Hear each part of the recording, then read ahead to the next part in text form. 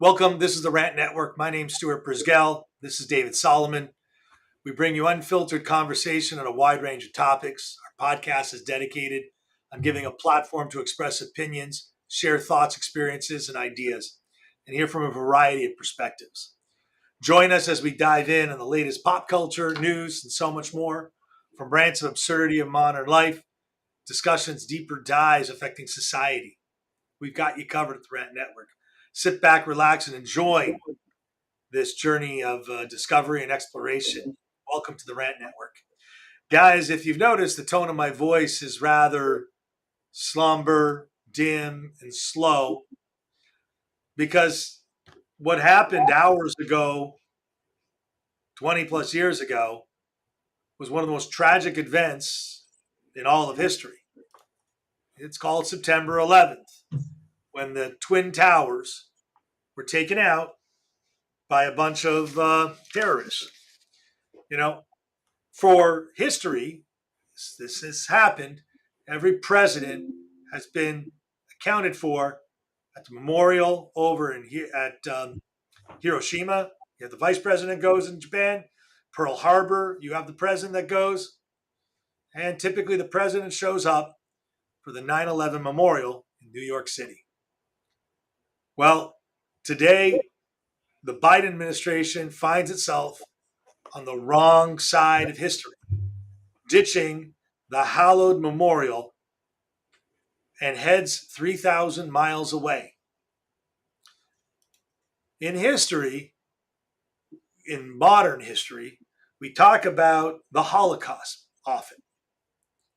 How most of American jury or international jury say, we shall never forget. And everyone takes a sit back and acknowledges what happened 70 years ago. But this has only been 20 years ago. And the American president doesn't want to acknowledge what happened here. You know, it's very rare I'm quiet. It's very rare that I'm not animated. Because I remember where I was on September 11th and where I got stranded for 21 days. Eating peanuts and beer from a hotel room in the middle of nowhere. David, I know there's really not much fanfare in this conversation and a lot of feeling. What do you have to say? You know, if you go back to some past rants, you would hear I made a comment. I was in the newspaper business, working for a local community paper at the time. Um, it was one of the most poignant moments for me in my history working in a newspaper. As even though we were a local paper, the truth is that what happened in New York impacted us here in Montreal greatly. Um, and I was a proud member of the journalism industry, if you will. Even though I was not a reporter, I was on the sales side. I was proud of what we did. I still have those issues today. That issue that we published moments after the event on a Tuesday morning, as we were going to press. Um, I was in Washington not long after in one of the memorials and speaking to vets about it. It's one of those things that it's hard to put into words the feeling. I know exactly where I was. I know exactly what had transpired and its impact. Stuart, you brought up the president of the United States, and while he is recognizing it, he's not attending any of the memorial services on U.S. soil. He's coming back from the G20. He's tired. I get it. But what you said really irritated me was that it's only been 20 years. And it's not just the president of the United States that's choosing to forget or choosing to neglect the importance of 9/11. It's the Americans and the Western world as a whole. We've gone over generations, Stuart, of people who were born after 9/11. Don't understand the notion of patriotism. Don't understand the notion that terrorism is still a very, very viable method. We live in a society that worries more about transgender issues and all these these matters, these policies, whatever you want to call it, but our safety is at risk. And since 9/11, when you realize that these terrorists were paid by terrorist regimes who are still around, still powerful, still running the show, what have we done? And more than that, went into Afghanistan, got rid of Osama bin Laden, and now you've created a new terrorist haven. We are not safe, ladies and gentlemen. And it's sad to say that after 22 years, we're not safe. And what we're fighting about, the divisive politics, the fighting in the Western world is vile, and we are cutthroating the crap out of each other, right and left, to get votes. But when you look what's going on in the Middle East and in other crazy regimes, Iran, Russia, North Korea, Stuart, the world learned nothing. The Western world learned nothing 22 years ago. And that's scary for me. And so for the President of the United States not to attend the memorial, I think it downgrades. And I know he's going to say he couldn't make it. Trudeau's stuck, by the way, in with his plane, so he couldn't make it either. But guys, this should have been. This is an essential. And by the way, it's not just the Twin Towers. It's also the plane that hit the Pentagon, the Yeah. flight that was taken down in Pennsylvania that's potentially saved the White House. We're forgetting the heroes, we're forgetting the victims, and we're forgetting why we were targeted as a Western society. And that makes me ill. You know, thinking back 22 years ago, David, everyone was united. Whether you're Democrat, you're Republican, we all banded together, had a unanimous vote. And when the call finally came in some years later, when SEAL Team 6 had Osama bin Laden and Obama and Biden were in the ready room, Biden was asked, should we commit with the kill order? Biden said no. Maybe that's why he doesn't want to go. Maybe he just didn't believe that taking out Osama bin Laden was good for his business, was good for his politics.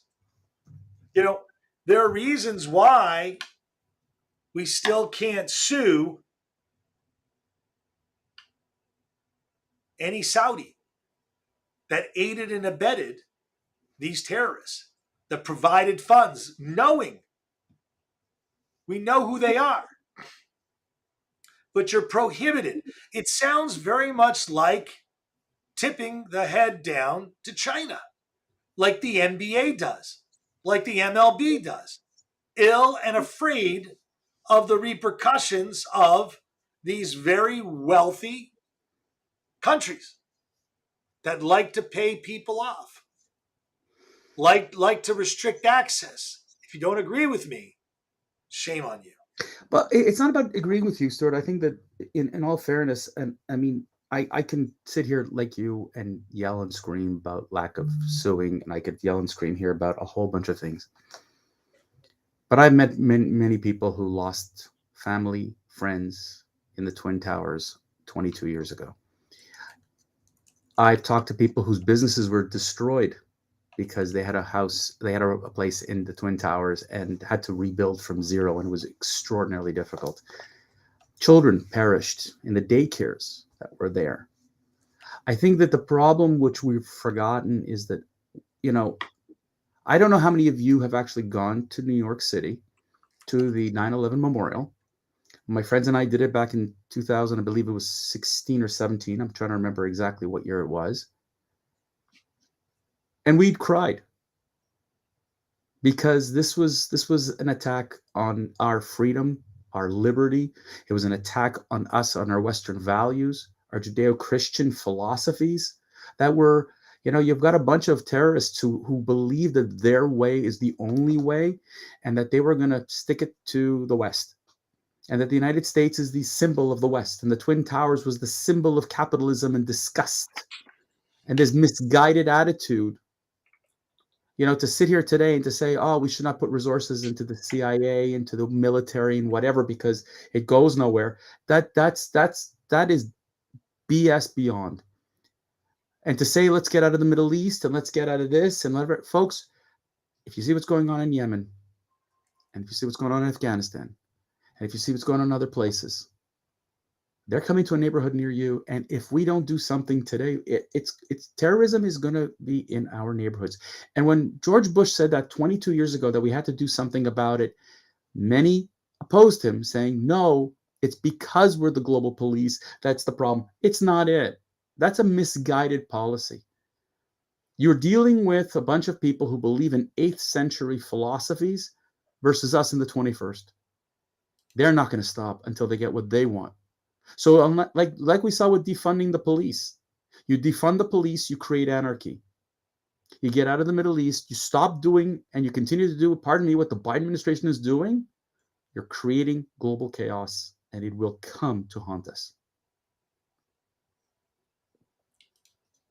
David, I think let's take a minute of silence and let's wrap this up because I don't really think there's much more to be said. Stuart, before we do a minute of silence, I just want to point out a few things. You said something before about unity, that the world was unified, and I want to tell you how that wasn't true. That there were many who celebrated the attack on the United States. That's true. Many people who opposed the United States and Canada our freedoms, which also included Palestinian Authority, which included Hamas, which included other terrorist groups, who celebrated sticking it to the United States. And if you don't believe me, there are images on YouTube of people who celebrated against us in the 9/11. And I still believe 22 years later that they should not be supported by any stretch of the imagination. And that they are a disgusting group of people that believe that death to innocent people. I'm sorry, I can't support that. Let's take a moment.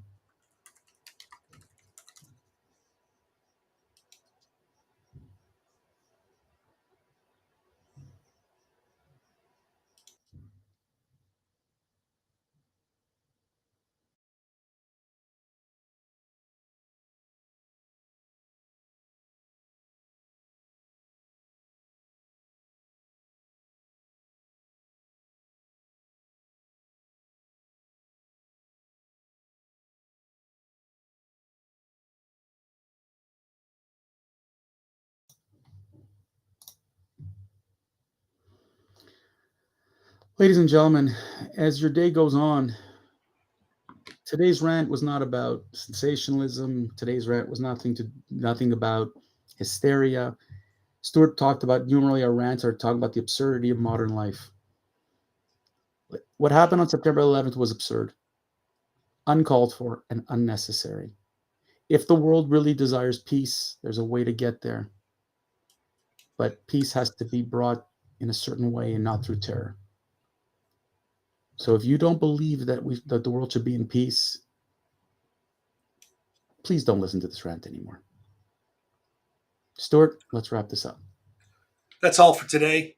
Thank you for tuning in. I hope you find a moment to spend it with your loved ones, explaining to them what happened on this day 22 years ago. This is the Rant Network. We hope you've enjoyed and gained some valuable insight today and appreciate your support. And I hope you join us again next time for a thought provoking conversation every Monday, Wednesday, Friday, noon Eastern.